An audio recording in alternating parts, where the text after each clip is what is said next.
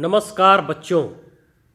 इस लॉकडाउन में सुरक्षित रहने के लिए आप सभी को बहुत बहुत साधुवाद। लॉकडाउन जल्द ही ख़त्म होने वाला है, लेकिन एहतियात आपको अभी भी रखना है। सामाजिक दूरी अभी भी बनाए रखनी है। 9वीं और 10वीं की दूरदर्शन पे कक्षाओं की सफलता के बाद हम लोग अब आपके लिए शुरू करने जा रहे हैं 6ठी से 8वीं के लिए सुबह 9 बजे से 10 बजे तक और 11वीं 12वीं के लिए सुबह 10 बजे से लेकर 11 बजे तक दूरदर्शन पर कक्षाएं चलेंगी। इन्हीं कक्षाओं का रिपीट टेलीकास्ट आफ्टरनून में 3 बजे से 4 बजे तक और फिर 4 से 5 होगा। आप सभी दूरदर्शन पर प्रसारित इन शैक्षणिक कार्यक्रमों को देखकर इसका लाभ उठाएं। शनिवार के दिन सेफ सैटरडे के कार्यक्रम आपको दिखाए जाएंगे ताकि आप सुरक्षित रहने के गुर पूर्व की भांति सीख सकें। रविवार को आपके लिए कुछ रोचक कार्यक्रम प्रस्तुत किए जाएंगे जो एक्टिविटी बेस्ड लर्निंग के आधार पर होंगे। आप अपने आप को, अपने परिवार को सुरक्षित रखने के लिए अपने घरों में रहें और हमारे कार्यक्रमों के माध्यम से सीखते रहें। हेलो दोस्तों, कैसे हो आप सब। हमें पता है कि आप सभी अभी के समय में अपने विद्यालय को बहुत मिस कर रहे होंगे। इसलिए दूरदर्शन के माध्यम से हम आपके पास आपके विद्यालय को लेकर आए हैं, जिससे आपकी कक्षा भी लगेगी और आप सबको आपके कैरियर से रिलेटेड काफी सारी बातें भी बताई जाएंगी। तो बस तैयार हो जाइए और हाँ, अपने पास अपनी कॉपी एवं कलम रखना नहीं भूलें। इस कक्षा में भी अगर आपके मन में आज के विषय से संबंधित कोई जिज्ञासा या प्रश्न आए तो उसे नोट करते जाना है। ध्यान दीजिएगा कि जिन बच्चों ने मैट्रिक की परीक्षा दी है और आगे विज्ञान की पढ़ाई करना चाहते हैं इंटरमीडिएट में, तो वो भी इस कक्षा में अवश्य बैठें। दोस्तों, आज के एपिसोड में हम कक्षा 11 के रसायन विज्ञान यानी केमिस्ट्री के पाठ रसायन विज्ञान की कुछ मूल अवधारणाएं के साथ शुरुआत करेंगे, जिसके बाद हम भौतिकी में भौतिक जगत, मात्रक और मापन यानी कि यूनिट्स एंड मेजरमेंट्स के बारे में पढ़ेंगे। हर वीडियो के बाद हम लोग एक छोटा सा क्विज भी करेंगे। इसके बाद हम कक्षा 12वीं के केमिस्ट्री के पहले पाठ ठोस अवस्था यानी सॉलिड स्टेट के बारे में पढ़ेंगे और आखिरी में भौतिकी का पाठ वैद्युत आवेश तथा क्षेत्र, जिसको हम इलेक्ट्रिक चार्ज एंड फील्ड भी कहते हैं, उसके बारे में पढ़ेंगे। एपिसोड शुरू करने से पहले मैं एक बार फिर याद दिला दूं कि आपको अपनी कॉपी में जरूरी बातों को नोट करना है और आपके मन में जो सवाल आए उसे भी नोट करना है। तो चलिए शुरू करते हैं आज के एपिसोड को।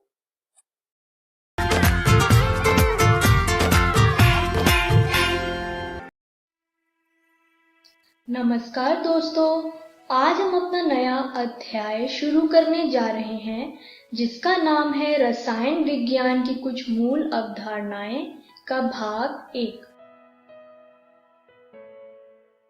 तो चलिए देखते हैं कि हम इस वीडियो में क्या पढ़ने वाले हैं। हम इस वीडियो में द्रव्य और उसकी अवस्थाएं के बारे में पढ़ेंगे। हम द्रव्य के वर्गीकरण के बारे में जानेंगे। हम परमाणु के परिचय के बारे में भी पढ़ेंगे और डाल्टन का परमाणु सिद्धांत के बारे में भी जानेंगे। तो चलिए अब बात करते हैं रसायन विज्ञान यानी केमिस्ट्री के परिचय से। रसायन विज्ञान यानी केमिस्ट्री अणुओं यानी मॉलिक्यूल के रूपांतरण का विज्ञान है। प्रकृति के वर्णन करने के लिए रसायन विज्ञान का उपयोग किया जाता है। आइए अब रसायन विज्ञान के कुछ महत्व के बारे में जानते हैं। रसायन विज्ञान का उपयोग मौसम विभाग, मस्तिष्क की कार्य प्रणाली, कंप्यूटर प्रचालन, दवाओं, साबुन, डिटर्जेंट, धातु आदि के निर्माण में उपयोग होता है।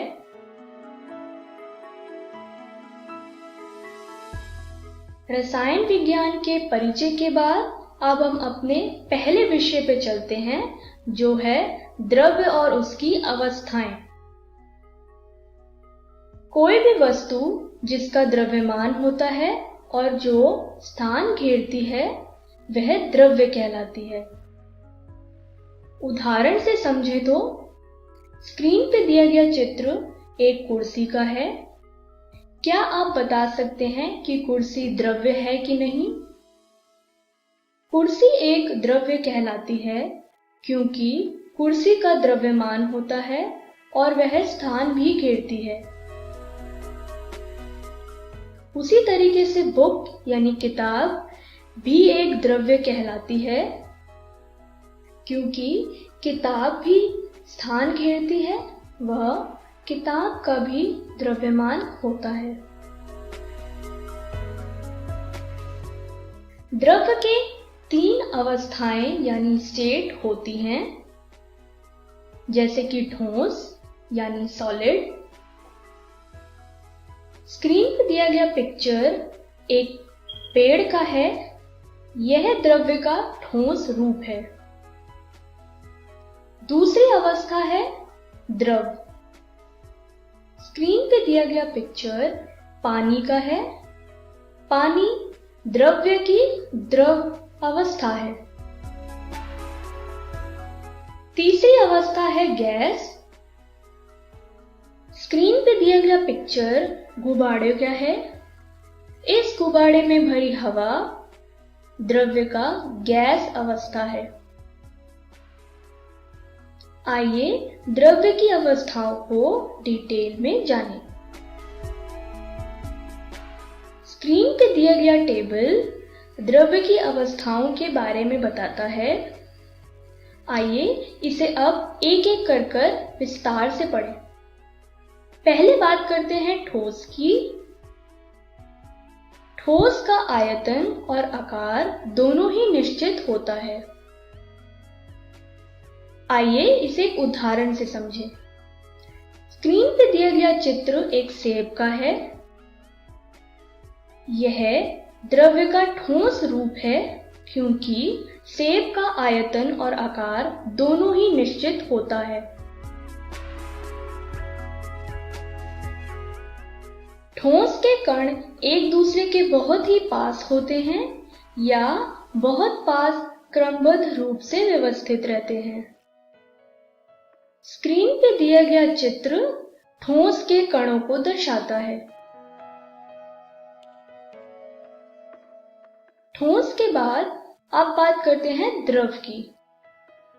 द्रव का आयतन तो निश्चित होता है, परंतु द्रव का आकार निश्चित नहीं होता। आइए इसे अब उदाहरण से समझें। स्क्रीन पे दिया गया चित्र एक कप का है। इस कप को हम द्रव्य का ठोस रूप कहेंगे, लेकिन कप में रखी हुई चाय या कॉफी द्रव्य का द्रव रूप है। कॉफी का कोई आकार नहीं होता, इसलिए यह ठोस यानी कप का आकार ले लेती है। द्रव के कण ठोस की तुलना में दूर होते हैं, परंतु गैस की तुलना में पास होते हैं। स्क्रीन पे दिया गया चित्र द्रव के कणों को दर्शाता है। द्रव के बाद अब बात करते हैं द्रव्य की तीसरी अवस्था यानी गैस के बारे में। गैस का आयतन और आकार दोनों ही निश्चित नहीं होता। आइए इसे एक उदाहरण से समझें। स्क्रीन पर आप एक केतली देख पा रहे हैं। यह केतली द्रव्य का ठोस रूप है। इसमें रखी हुई चाय या पानी द्रव है और जब हम इस केतली को गर्म करते हैं, इस केतली से निकली हुई भाप गैस है। गैस के कण बहुत दूर दूर व्यवस्थित होते हैं। स्क्रीन पे दिया गया चित्र गैस के कणों को दर्शाता है। द्रव्य के अवस्थाओं के बाद अब बात करते हैं द्रव्य के वर्गीकरण के बारे में। स्क्रीन पर आप देख पा रहे हैं द्रव्य को दो भाग में वर्गीकरण किया गया। पहला भाग है शुद्ध पदार्थ, दूसरा भाग है मिश्रण। शुद्ध पदार्थ भी दो भाग में विभाजित किया गया। पहला है तत्व, दूसरा है यौगिक। उसी तरीके से मिश्रण भी दो भाग में विभाजित किया गया। एक है समांगी मिश्रण, दूसरा है विषमांगी मिश्रण। आइए अब इसे हम विस्तार से पढ़ें। पहले बात करते हैं शुद्ध पदार्थ के बारे में, जो कि द्रव्य का ही एक भाग है। जब किसी पदार्थ के सभी संघटक कण रासायनिक रूप से समान होते हैं तो इसे शुद्ध पदार्थ कहा जाता है। उदाहरण से समझें तो नमक यानी सॉल्ट एक शुद्ध पदार्थ है।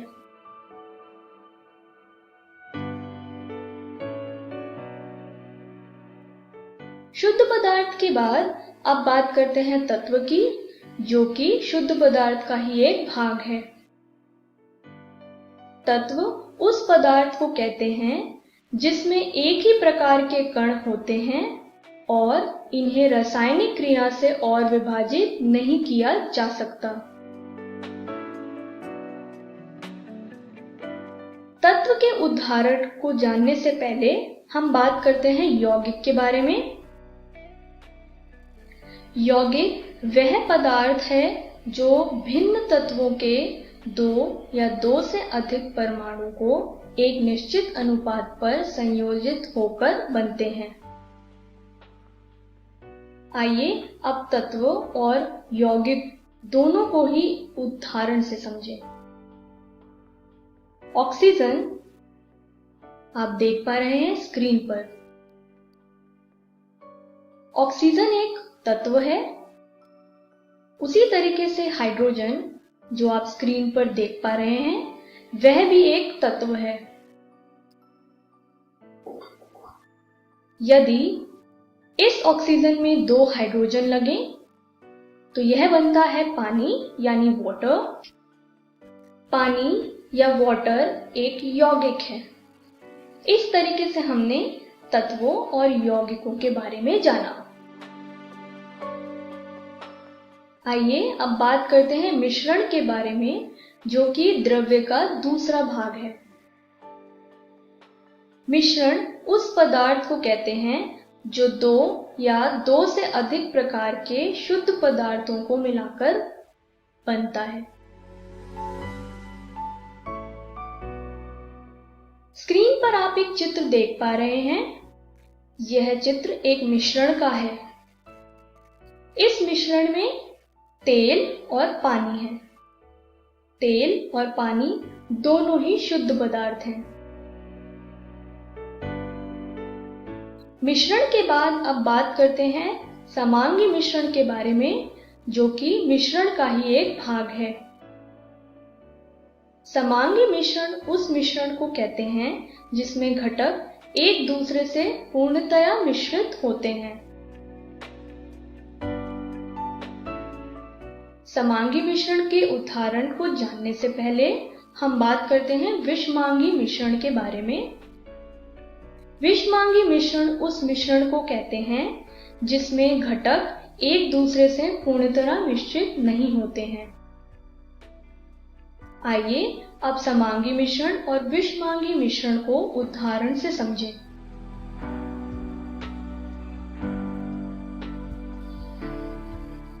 पहले बात करते हैं समांगी मिश्रण के बारे में।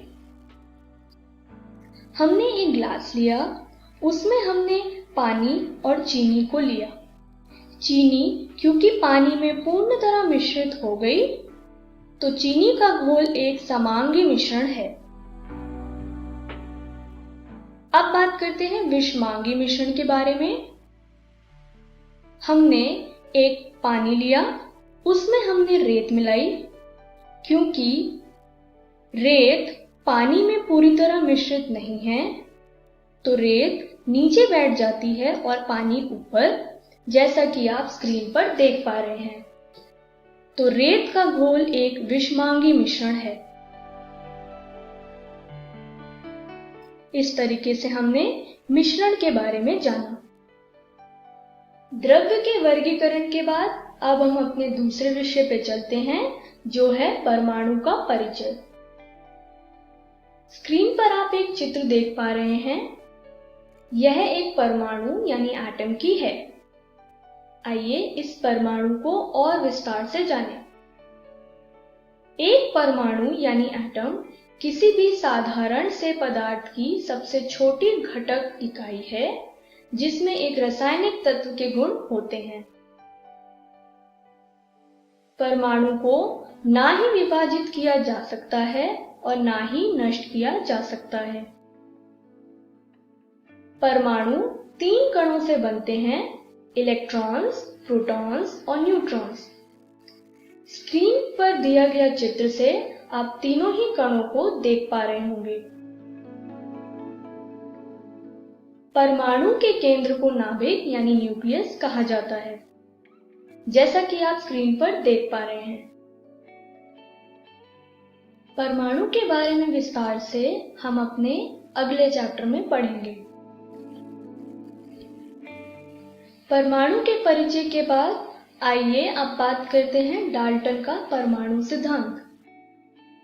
जॉन डाल्टन एक वैज्ञानिक थे, जिन्होंने द्रव्य को परिभाषित करने के लिए एक परमाणु सिद्धांत दिया था। आइए इस सिद्धांत को एक एक करके पढ़ें। उनके मुताबिक द्रव्य अविभाज्य परमाणुओं से बना है। किसी दिए हुए तत्व के सभी परमाणुओं के एक समान द्रव्यमान और गुणधर्म होते हैं।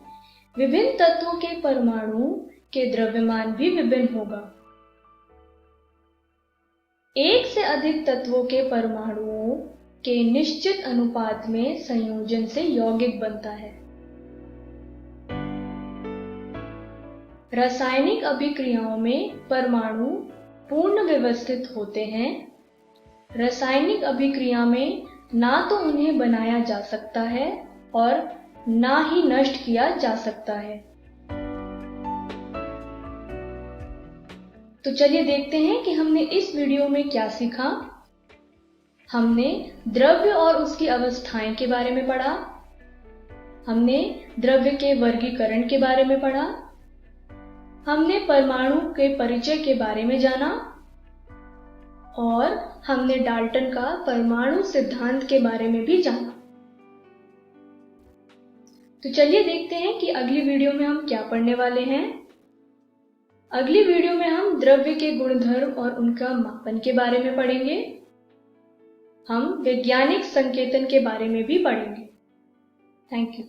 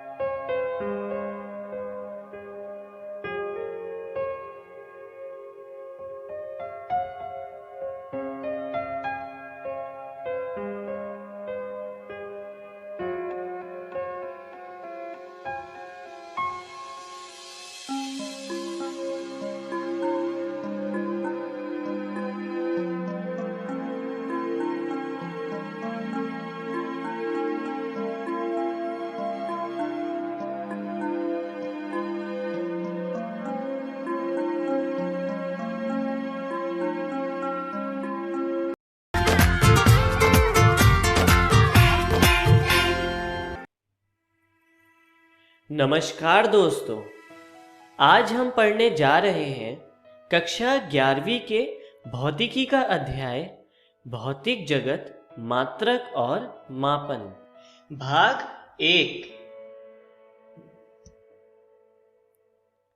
तो वीडियो शुरू करने से पहले आइए एक बार नजर डालते हैं कि आज की वीडियो में हम क्या क्या पढ़ने वाले हैं। सबसे पहले हम शुरू करेंगे प्रकृति में मूल बल। उसके बाद हम पढ़ेंगे भौतिक नियमों की प्रकृति तथा सबसे अंत में हम पढ़ेंगे मात्रक और मापन का परिचय। तो चलिए शुरू करते हैं और देखते हैं भौतिकी और भौतिक दुनिया से। मनुष्य की जिज्ञासा विज्ञान के प्रति आदिकाल से रही है। उसका कारण यह है कि मनुष्य हमेशा से भौतिक गतिविधियों से घिरा रहा है। जैसा कि आप भी बचपन से ही आकाश में सितारों को देखकर जिज्ञासुक रहते थे, या फिर आपके मन में अपने पर्यावरण को देखकर तरह तरह के प्रश्न उत्पन्न होते थे, जैसे कि दिन और रात क्यों होते हैं, तारे हमेशा रात में ही क्यों चमकते हैं, या फिर इंद्रधनुष केवल वर्षा ऋतु में ही क्यों बनता है। इस तरह के प्रश्न हमेशा से मानव के मन में आते रहे हैं और उसकी इस जिज्ञासा से वह हमेशा भौतिक गतिविधियों की कड़ी से कड़ी जोड़कर अपने प्रश्नों का हल ढूंढता रहा है और इस तरह भौतिक विज्ञान की दुनिया में प्रगति होती रही है। चलिए इसके आधार पर भौतिक विज्ञान की परिभाषा को समझने की कोशिश करते हैं। भौतिक गतिविधियों का सुव्यवस्थित ढंग से अध्ययन करके उनके निष्कर्ष तथा आधार पर भविष्य की संभावना करने को ही भौतिक विज्ञान कहते हैं। चलिए अब हम आगे बढ़ते हैं और प्रकृति में मूल बल के बारे में पढ़ते हैं। आपने न्यूटन के गति के नियम पढ़े ही होंगे, जिसमें दूसरे नियम में बल के बारे में जानकारी मिलती है, जिसमें न्यूटन ने बताया था कि बल का मान द्रव्यमान तथा त्वरण के गुणनफल के बराबर होता है। लेकिन आज हम बल के वर्गीकरण के बारे में पढ़ेंगे, जो इस तरह से है, जिसमें पहला है गुरुत्वाकर्षण बल यानी ग्रेविटेशनल फोर्स, दूसरा है विद्युत चुंबकीय बल यानी इलेक्ट्रोमैग्नेटिक फोर्स, तीसरा है प्रबल नाभिकीय बल यानी स्ट्रॉन्ग न्यूक्लियर फोर्स, तथा चौथा है दुर्लभ नाभिकीय बल मतलब वीक न्यूक्लियर फोर्स। तो चलिए आगे बढ़ते हैं और गुरुत्वाकर्षण बल से शुरू करते हैं। पिंडों के बीच उनके द्रव्यमान के कारण उत्पन्न होने वाले बल को गुरुत्वाकर्षण बल कहते हैं और इसी बल के कारण सभी ग्रह सूर्य का तथा सभी उपग्रह ग्रहों का चक्कर लगाते हैं तथा हम सभी लोग पृथ्वी पर खड़े हो पाते हैं, क्योंकि पृथ्वी गुरुत्वाकर्षण बल के ही कारण हमें अपनी ओर आकर्षित करती है। चलिए आगे बढ़ते हैं और विद्युत चुंबकीय बल के बारे में पढ़ते हैं। पिंडों के बीच उनके आवेश के कारण उत्पन्न होने वाले बल को विद्युत चुंबकीय बल कहते हैं। इसी बल के कारण इलेक्ट्रॉन नाभिक के चारों ओर गति करते हैं तथा अपनी कक्षा से बाहर नहीं जाते हैं, क्योंकि इलेक्ट्रॉन तथा नाभिक के बीच एक अट्रैक्शन फोर्स काम करता है, जो कि विद्युत चुंबकीय बल ही है। चलिए अब हम आगे बढ़ते हैं और प्रबल नाभिकीय बल को समझते हैं। प्रबल नाभिकीय बल को स्ट्रॉन्ग न्यूक्लियर फोर्स भी कहा जाता है। नाभिक के भीतर प्रोटॉन प्रोटॉन, न्यूट्रॉन न्यूट्रॉन तथा प्रोटॉन न्यूट्रॉन के मध्य लगने वाले शक्तिशाली आकर्षण बल को प्रबल नाभिकीय बल कहते हैं। यह बल बाकी सभी बलों की तुलना में सबसे ज्यादा शक्तिशाली होता है। जैसा कि चित्र में दिखाया गया है कि प्रोटॉन तथा न्यूट्रॉन आपस में एक शक्तिशाली बल से एक दूसरे से बंधे हुए हैं और नाभिक का निर्माण कर रहे हैं। चलिए हम आगे बढ़ते हैं और दुर्लभ नाभिकीय बल को पढ़ते हैं। दुर्लभ नाभिकीय बल को वीक न्यूक्लियर फोर्स भी कहते हैं। यह बहुत कम समय अंतराल वाले मूल कणों के बीच में लगने वाला बल है। अर्थात कुछ कण इस प्रकार के होते हैं जिनका समय अंतराल बहुत कम होता है और उन कणों के बीच लगने वाले बल को दुर्लभ नाभिकीय बल कहते हैं, जैसा कि चित्र में दिखाया गया है। चलिए अब हम आगे बढ़ते हैं और भौतिक नियमों की प्रकृति को समझते हैं। इसके लिए हम पढ़ते हैं संरक्षण का नियम। इस नियम के अनुसार भौतिक राशियों में से कुछ विशेष राशियां समय के बदलने के साथ संरक्षित रहती हैं और वह राशियां संरक्षण के नियम का पालन करती हैं। चलिए अब हम आगे बढ़ते हैं और कुछ इसी तरह की राशियों के साथ संरक्षण के नियम पढ़ते हैं। चलिए हम शुरू करते हैं ऊर्जा संरक्षण के नियम से। इस नियम के अनुसार किसी बंद निकाय की कुल ऊर्जा हमेशा संरक्षित रहती है। अर्थात ऊर्जा को ना तो उत्पन्न किया जा सकता है और ना ही नष्ट किया जा सकता है। इसको सिर्फ एक निकाय से दूसरे निकाय में ट्रांसफर किया जा सकता है। चलिए इसको चित्र के माध्यम से समझते हैं।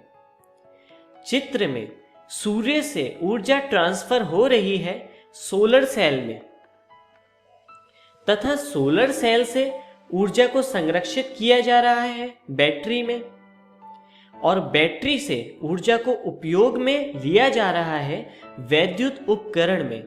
इस तरह पूरे सिस्टम के अंदर ऊर्जा संरक्षित है। चलिए अब आगे बढ़ते हैं और रेखीय संवेग संरक्षण के नियम को पढ़ते हैं। इस नियम के अनुसार पिंडों के किसी बंद निकाय पर यदि कोई बाह्य बल नहीं लग रहा है तो उस निकाय का कुल संवेग संरक्षित रहता है। चलिए चित्र के माध्यम से समझते हैं। चित्र में यदि कोई पिंड सरल रेखा में गति कर रहा है, जैसा कि आप देख सकते हैं, तो वह तब तक इस प्रकार गति करता रहेगा जब तक उस पर कोई बाह्य बल कार्य नहीं करता है, और इस तरह इसका रेखीय संवेग संरक्षित रहेगा। चलिए आगे चलते हैं और कोणीय संवेग संरक्षण के नियम के बारे में पढ़ते हैं। इस नियम के अनुसार पिंडों के किसी बंद निकाय पर यदि कोई बाह्य बल आघूर्ण नहीं लग रहा है तो उस निकाय का कुल कोणीय संवेग संरक्षित रहता है। अर्थात जैसा कि आप चित्र में भी देख सकते हैं, यदि कोई व्यक्ति या वस्तु एक कोणीय गति में गतिमान है तो वह तब तक गति करते रहेंगे जब तक उन पर कोई बाह्य बल आघूर्ण नहीं लगता है, और इस तरह उनका कोणीय संवेग संरक्षित रहेगा।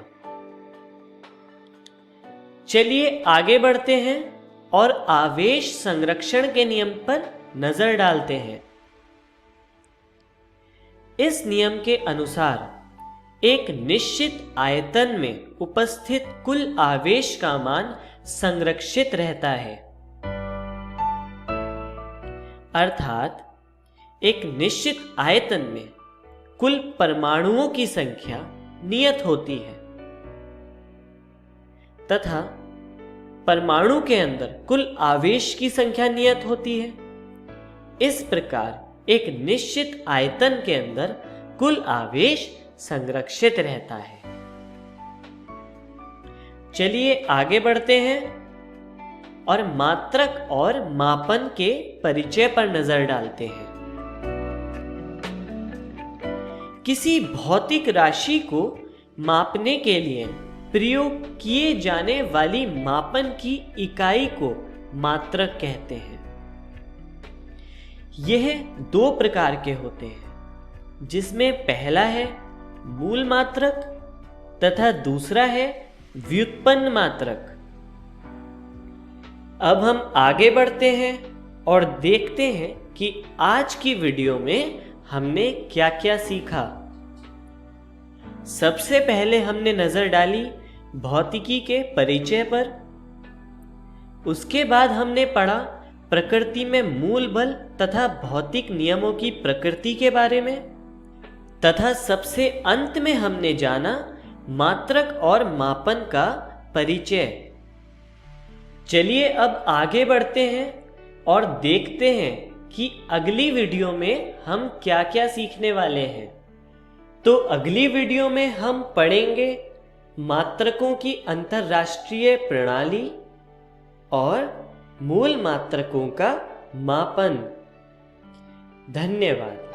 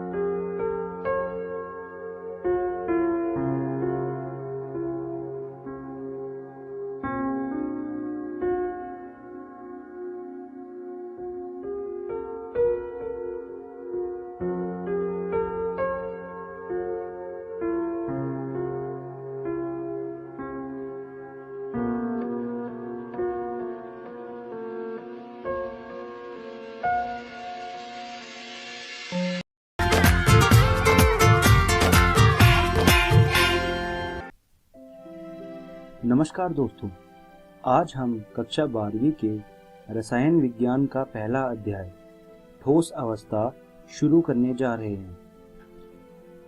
वीडियो को शुरू करने से पहले आइए देखते हैं हम कौन कौन सी चीज़ें पढ़ने वाले हैं। इस वीडियो में हम सबसे पहले ठोस अवस्था का परिचय पढ़ेंगे। उसके बाद हम ठोस पदार्थों का वर्गीकरण पढ़ेंगे और आखिरी में हम क्रिस्टल जालक और एकक कोष्ठिका के बारे में पढ़ेंगे। तो आइए शुरू करते हैं इस वीडियो को ठोस अवस्था के परिचय से। अभी जो आपके सामने चित्र आया है, ये एक पत्थर का चित्र है। आपने असल जिंदगी में पत्थर तो देखा ही होगा। पत्थर ठोस अवस्था के पदार्थों का एक उदाहरण है। लेकिन अगर रसायन विज्ञान के नज़रिए से देखा जाए तो ठोस अवस्था के पदार्थों का जो चित्र होता है वो कुछ ऐसा होता है। आप देख सकते हैं दोनों चित्रों में बहुत ही ज़्यादा अंतर हैं। बाएं साइड में जो आपके चित्र है वो ठोस अवस्था के पदार्थों का असल जिंदगी में एक उदाहरण है। लेकिन आपके जो दाएं साइड चित्र है वो ठोस अवस्था के पदार्थों के अंदर जो परमाणुओं की व्यवस्था होती है उसे दर्शाता है।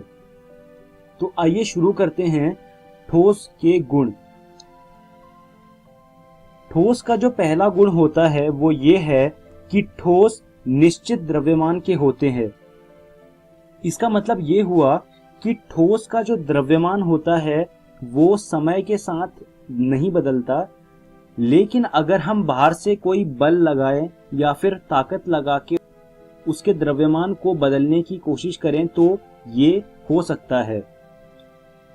इसके साथ ठोस का जो आयतन होता है वो भी निश्चित होता है एवं ठोस का आकार भी निश्चित होता है।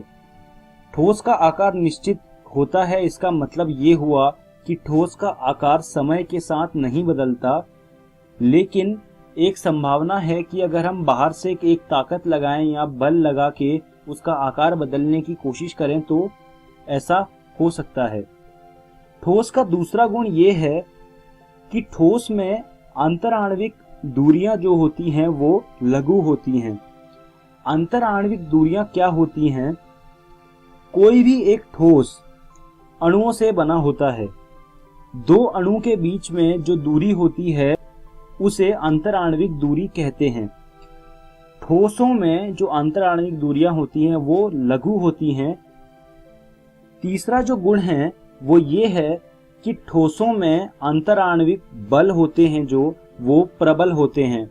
मतलब जो ठोसों के दो अणुओं के बीच में बल लगता है वो बहुत ही प्रबल होता है, या अगर अंग्रेजी में कहें तो वो बल स्ट्रांग होता है, मजबूत होता है। यही कारण होता है कि जो ठोस होते हैं उसके अणु आपस में बहुत अच्छे से चिपके रहते हैं, उन्हें अलग कर पाना थोड़ा मुश्किल होता है। अब बात करते हैं चौथे और आखिरी गुण की, वो ये है कि ठोस कठोर होते हैं। ये गुण हम अपनी असल जिंदगी में देख सकते हैं। जैसे आप किसी पत्थर की बात करें, पत्थर कठोर होता है, या फिर अगर आप लोहे की बात करें, लोहा भी कठोर होता है। तो चौथा गुण यही बताता है कि ठोस कठोर होते हैं। अब बात करते हैं ठोस पदार्थों के वर्गीकरण की। ठोस पदार्थ दो वर्गों में विभाजित होते हैं। जो पहला वर्ग होता है वो होता है क्रिस्टलीय ठोस। इसको अंग्रेजी में क्रिस्टलाइन सॉलिड भी कहा जाता है। क्रिस्टलीय ठोस क्या होते हैं? ये वो ठोस होते हैं जिसमें परमाणु एक निश्चित व्यवस्था में लगे होते हैं। आप चित्र में देख सकते हैं कि जो परमाणु हैं वो एक निश्चित व्यवस्था में लगे हुए हैं। लेकिन उसके विपरीत होता है अक्रिस्टलीय ठोस, जिसे अंग्रेजी में अमॉर्फस सॉलिड भी कहा जाता है। अक्रिस्टलीय ठोस में जो परमाणु होते हैं वो किसी भी एक अनिश्चित व्यवस्था में लगे होते हैं, तो ये होते हैं अक्रिस्टलीय ठोस। लेकिन हम अपनी किताबों में सिर्फ क्रिस्टलीय ठोस के बारे में पढ़ाई करते हैं, क्योंकि क्रिस्टलीय ठोस में कैलकुलेशंस आसान होती हैं, चीजें निकालना आसान होता है। इसलिए हम अपने पूरे इस अध्याय में सिर्फ क्रिस्टलीय ठोस के बारे में पढ़ेंगे। अब बात करते हैं क्रिस्टल जालक की। क्रिस्टल जालक अंतरिक्ष में बिंदुओं की व्यवस्था को कहते हैं। आप चित्र देख सकते हैं क्रिस्टल जालक का अपनी स्क्रीन पर। अब बात करते हैं एकक कोष्ठिका की। एकक कोष्ठिका क्रिस्टल जाली की सबसे छोटा हिस्सा होता है। अगर हम एकक कोष्ठिका को अलग अलग दिशा में दोहराते हैं तो वह क्रिस्टल जाली का निर्माण कर देगी। अब बात करते हैं घनीय जालकों के प्रकार की। घनीय जालक 3 प्रकारों में विभाजित होते हैं। जो पहला प्रकार होता है उन्हें कहते हैं आद्य। आद्य घनीय जालकों में होता क्या है? एक हमारा घनीय होता है, उस घनीय के 8 कोनों में एक एक परमाणु लगा होता है। यह आद्य घनीय जालक होते हैं। फिर आते हैं अंतः केंद्रित घनीय जालक। अंतः केंद्रित घनीय जालकों में होता क्या है? घनीय के 8 कोने होते हैं। 8 कोनों में एक एक परमाणु लगा होता है और घनीय के बीचों बीच एक परमाणु मौजूद होता है। इसे कहते हैं अंतः केंद्रित घनीय जालक। जो आखिरी प्रकार है उसे कहते हैं फलक केंद्रित घनीय जालक। फलक केंद्रित घनीय जालक में क्या होता है? जो घनीय होता है उसके 8 कोनों पे एक एक परमाणु लगा होता है और 6 के 6 फलक के बीचों बीच एक एक परमाणु मौजूद होता है। इसे कहते हैं फलक केंद्रित घनीय जालक। अब हम वीडियो के अंत में आ गए हैं। तो आइए देखते हैं कि आज की इस वीडियो में हमने क्या सीखा। सबसे पहले हमने ठोस के परिचय के बारे में पढ़ा। उसके बाद हमने ठोस पदार्थों का वर्गीकरण किया और उसके बाद हमने क्रिस्टल जालक और एकक कोष्ठिका के बारे में पढ़ा।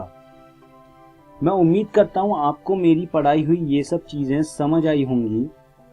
अब मैं आपको एक सुझाव दूंगा कि अगली कक्षा में आने से पहले आप ये सब चीज़ें रसायन विज्ञान की एनसीईआरटी भाग 1 से पढ़ के आइएगा। अगली वीडियो में हम लोग एकक कोष्ठिका में अवयवी कणों की संख्या के बारे में पढ़ेंगे और उसके बाद हम रिक्ति क्या होती है उसके बारे में पढ़ेंगे। धन्यवाद दोस्तों।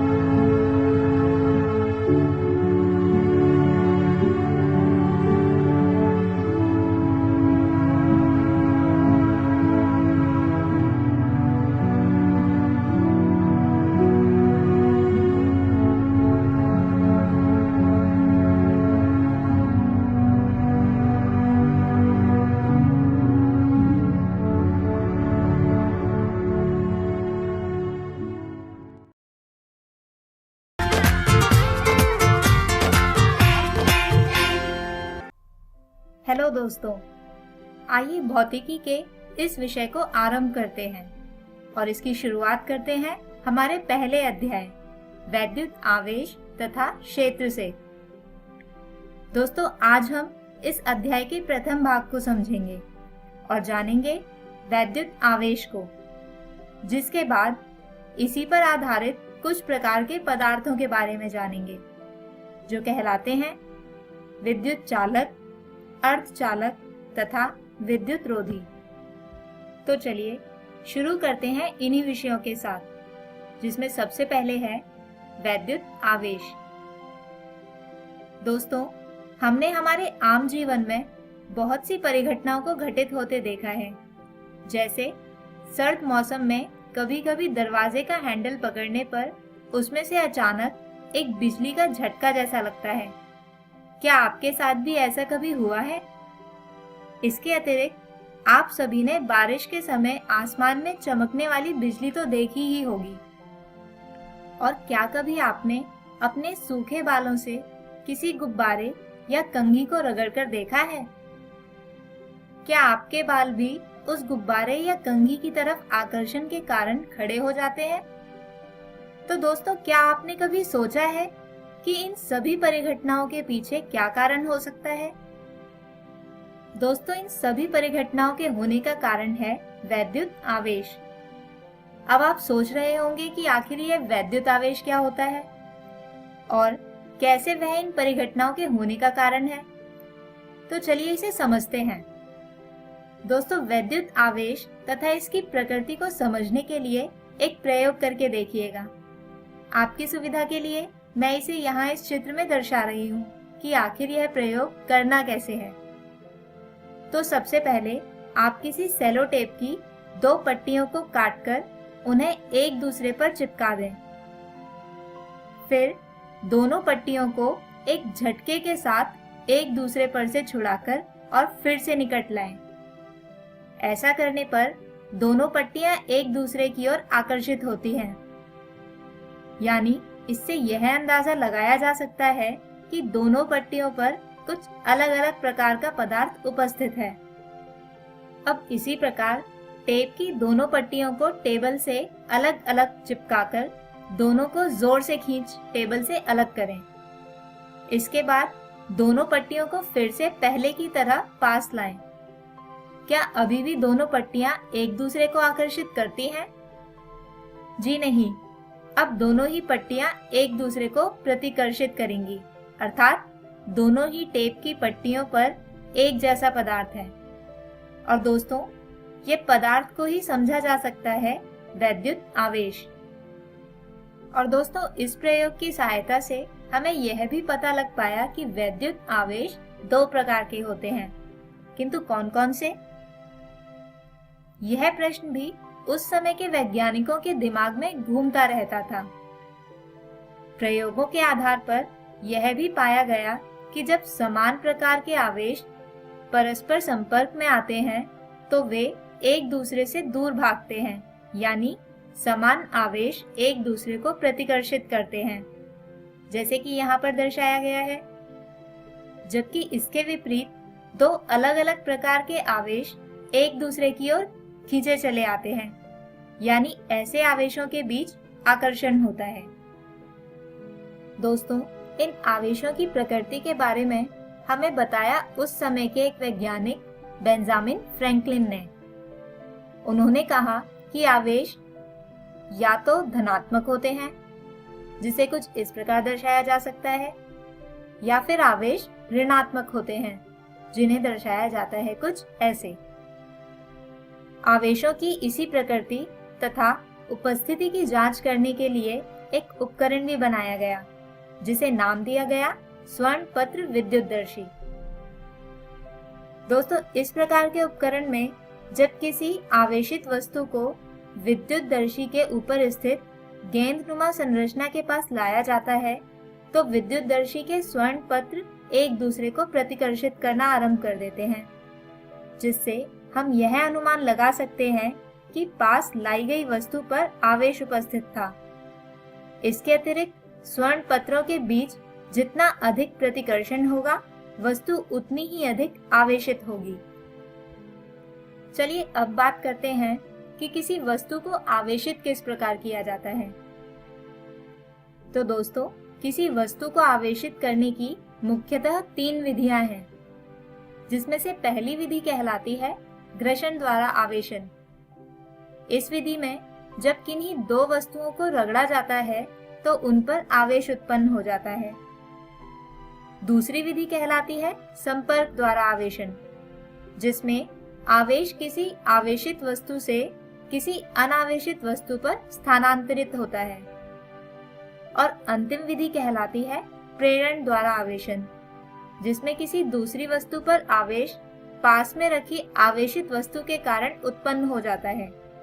दोस्तों, वैद्युत आवेश के गमन पर ही आधारित है विभिन्न प्रकार के पदार्थ, और इन पदार्थों को मुख्यतः 3 भागों में बांटा जाता है: विद्युत चालक, अर्धचालक तथा विद्युत रोधी। चलिए इनकी भिन्नताओं पर विचार करते हैं।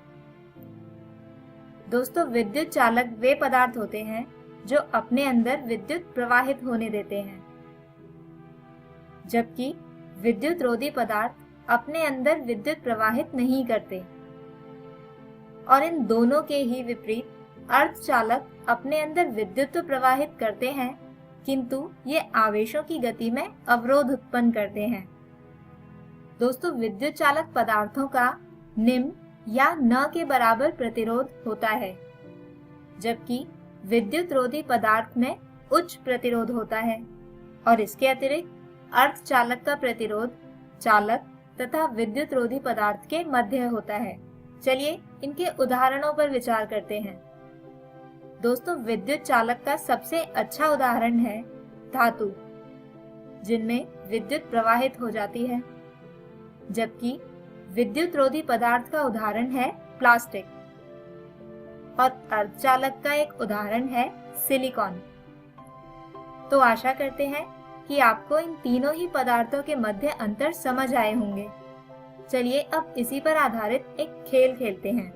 दोस्तों, यहाँ एक अलमारी में कुछ सामान रखा है और यहाँ आपके सामने 3 टोकरी रखी हैं, जिन पर विद्युत चालक, अर्धचालक तथा विद्युत रोधी लिखा है।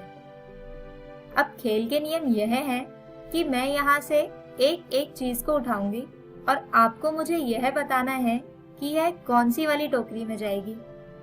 सही उत्तर के लिए आपको मिलेंगे पूरे 10 अंक और गलत के लिए 0।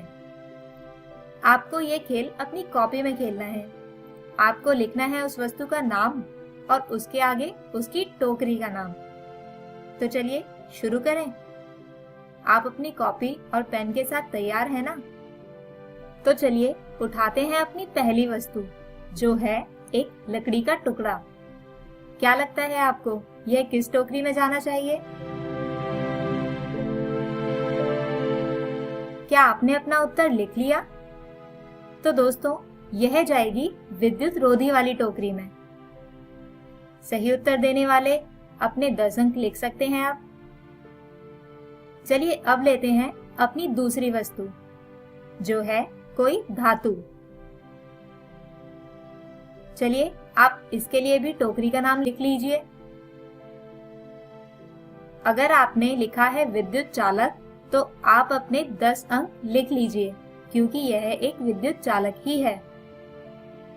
आइए अब तीसरी वस्तु की बारी है, जो है एक सिलिकॉन का टुकड़ा। क्या आप इसके लिए भी अपना उत्तर लिख चुके हैं? तो दोस्तों, यह है एक अर्धचालक, जिसके कारण यह जाएगा अर्धचालक वाली टोकरी में। अब बारी आती है अगली वस्तु की, जो है एक कांच का गिलास। क्या आपने इसके लिए भी सही टोकरी ढूंढ ली है? चलिए देखते हैं। तो क्योंकि कांच एक विद्युत रोधी पदार्थ है, इसलिए यह वस्तु जाएगी विद्युत रोधी वाली टोकरी में। और अंत में एक बिल्ली। क्या आपने अपना उत्तर लिख लिया है? तो अगर आपने लिखा है कि इसे विद्युत चालक वाली टोकरी में जाना चाहिए, तो यह बिल्कुल ठीक है, क्योंकि जंतुओं का शरीर विद्युत चालक प्रकार का होता है। और दोस्तों, यही कारण है कि जीव जंतुओं को बिजली के झटके अक्सर लग जाते हैं। तो आप में से कौन यह खेल जीता?